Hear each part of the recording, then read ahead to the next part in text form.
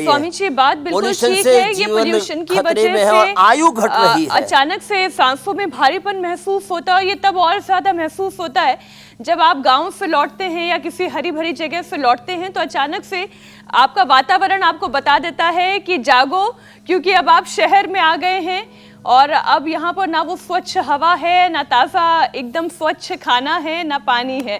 खैर स्वामी जी, एक तस्वीर में दर्शकों के सामने रखना चाहती हूँ। आज लौह पुरुष सरदार वल्लभ भाई पटेल की 150वीं जयंती है और इस मौके पर देश भर में एक भारत श्रेष्ठ भारत थीम पर कार्यक्रम आयोजित हो रहे हैं। इस मौके पर गुजरात के केवड़िया में भी प्रधानमंत्री नरेंद्र मोदी मौजूद रहेंगे।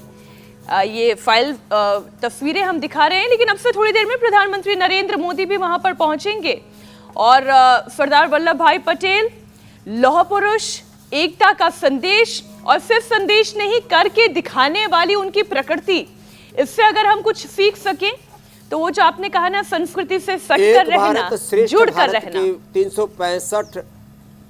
565 रियासतों को एक सूत्र में बांधने वाले हमारे सूर्य के वीरता के, निजता के, गौरव के सबसे बड़े प्रतिमान और स्वाभिमान के सबसे बड़े पुरोधा, हमारे सबसे बड़े प्रेरणा पुरुष सरदार वल्लभ भाई पटेल हमें एक ही संदेश देते, स्व से जुड़ो, निजता से जुड़ो। और स्वधर्म और राष्ट्र धर्म से जो जुड़ गया, फिर वो देश के लिए कुछ बड़ा योगदान कर पाएगा। नहीं तो बस यूँ आए और यूँ ही चले गए, तो वो जिंदगी स्वामी जी किसी काम के नहीं, जो वतन पर काम न आए। स्वामी जी, अब सीधी तस्वीरें भी आ चुकी हैं। इस वक्त हम वहाँ की तस्वीरें दिखा रहे हैं। प्रधानमंत्री नरेंद्र मोदी पहुँच चुके हैं एस्केलेटर से थोड़ा ऊपर की तरफ जाते हुए, क्योंकि बहुत विशालकाय ये मूर्ति है। और आज 150वीं जयंती के मौके पर प्रधानमंत्री नरेंद्र मोदी फूल अर्पित करेंगे सरदार वल्लभ भाई पटेल के चरणों में, और उसके बाद परेड का कार्यक्रम है।